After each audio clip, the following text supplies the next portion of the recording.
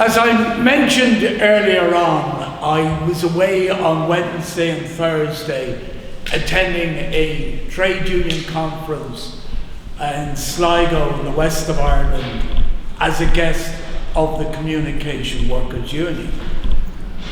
So I'm going to indulge myself a little bit this morning. I don't often do that. But I was the National Organising Officer for the Communication Workers Union in Dublin for many, many years, not to be confused with the Communication Workers Union based in London, which is our sister union for the UK and is based here. And whilst I was down in Sligo, Holly, who's not here today because she's only recently returned from Bournemouth, where Holly was representing all the postal and telecom workers here in Northern Ireland as a National Executive Committee member at the CWU in Bournemouth. So well done, Holly. I think that's fantastic that there's a member of this congregation operating at such a high level within the CWU UK. Mine was a different experience. I was generally meeting with my old comrades from many years ago, and we did have a few beverages or few. We kind of continued where we left off 20 odd years ago. But I must say, as I took time on Thursday to go and listen to the debates and listen to people going up to the microphone, I was deeply touched by the passion of the delegates and the expression of love and solidarity, each for the other, and the concern for each other. In Deuteronomy 24, 14, 15, it says, "You shall not oppress a hired worker who is poor and needy, whether he is one of your brothers or one of the sojourners who are in your land within your towns. You shall give him his wages on the same day, before the sun sets, lest he cry out against you to the Lord, and you be guilty of sin." Well, we don't expect nowadays that you would be paid on the same day as you work, because more often than not, people's wages are paid into their bank account, and those things have changed. But that was a message of its time in Deuteronomy, and in a way, maybe we need a similar message for today. Because I was particularly impressed by one young man who went up to the microphone to tell us of his experience, working for a company called Covalan, a fairly major company operating in Dublin. It's a company that was outsourced, intentionally built or developed this company. It was outsourced to manage the handling and moderating of the contents of Meta. So this company was set up, employing hundreds of people to make sure that Meta was properly behaving itself online. And the company itself was set up by Meta in order to do that. And that was legislation that was passed in the Republic of Ireland. However, the company is now in the process of making hundreds of its employees redundant. And as I spoke to this young man, I could see how depressed he was about that. Because in reality, the cause of the redundancy has got nothing to do with the fact that they need to let these people go. It's because they refuse to recognise the union which their employees desire to be members of. So it's presented as something else. And in reality, it's a dispute over union recognition and also severance pay for those who are to be let go.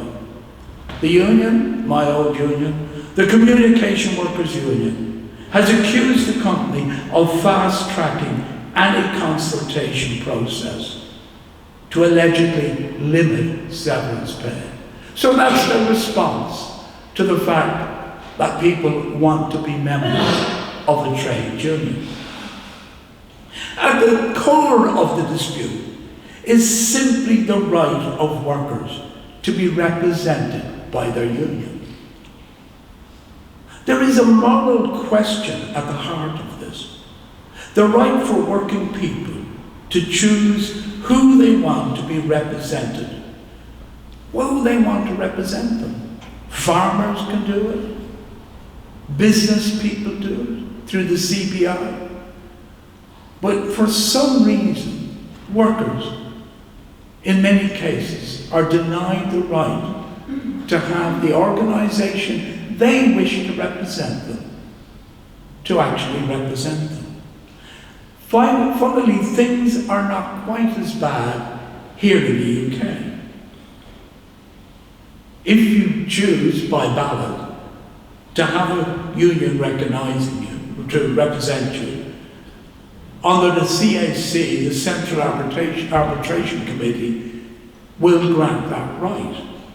And it becomes binding that the company has to recognise your union. It's binding once you win the case with the CAC. But in the Republic of Ireland, there is no legal duty of any company to recognise anyone's trade union. It's a gentleman's agreement. And I know that myself. I managed to organise workers in 20 different companies.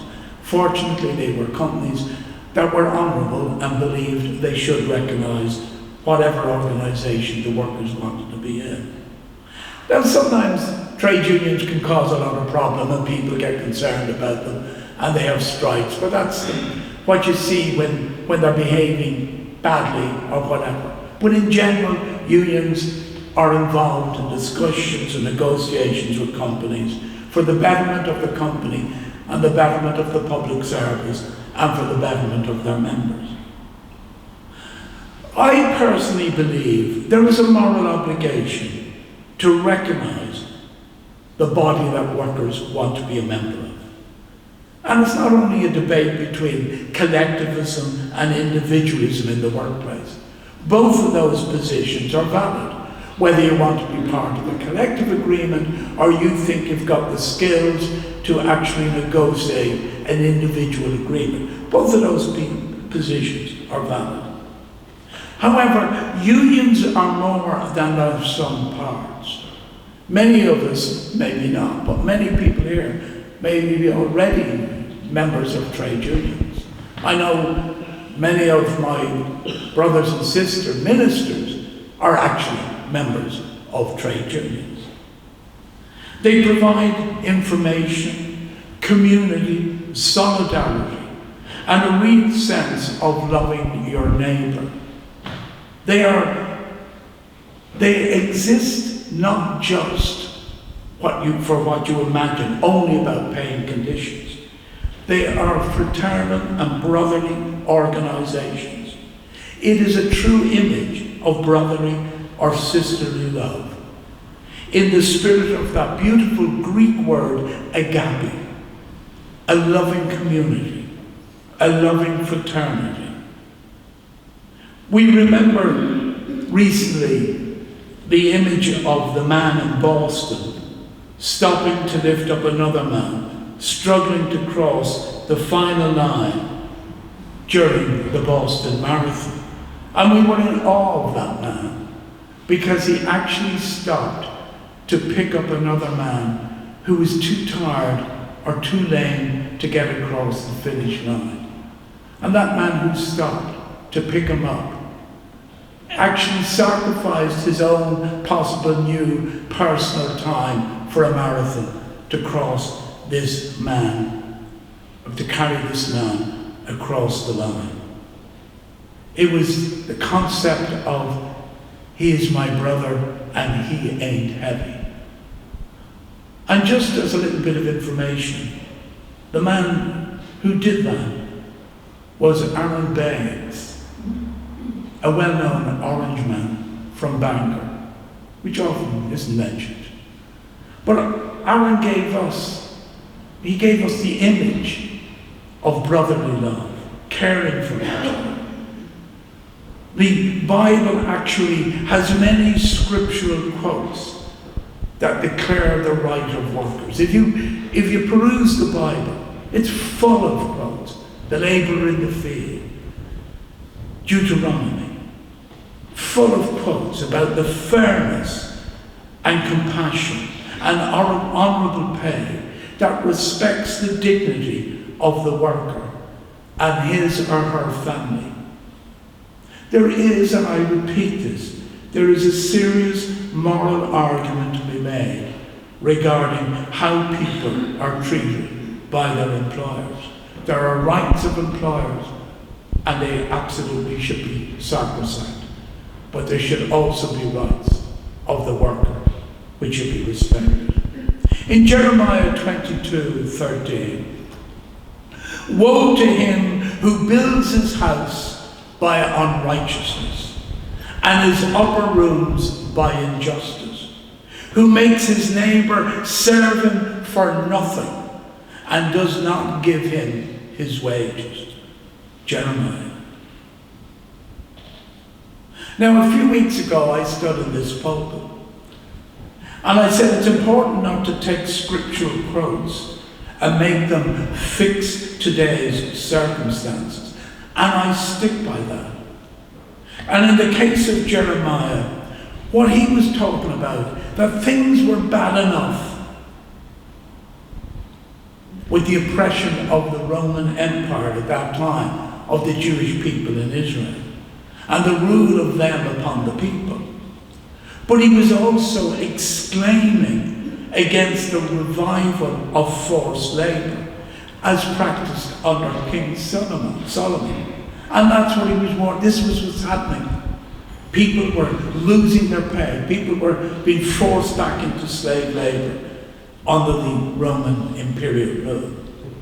And the reference to the upper rooms in the house, where the master lives and where that part of the house can be luxurious, and where it can have all sorts of amazing gilded framed pictures or whatever.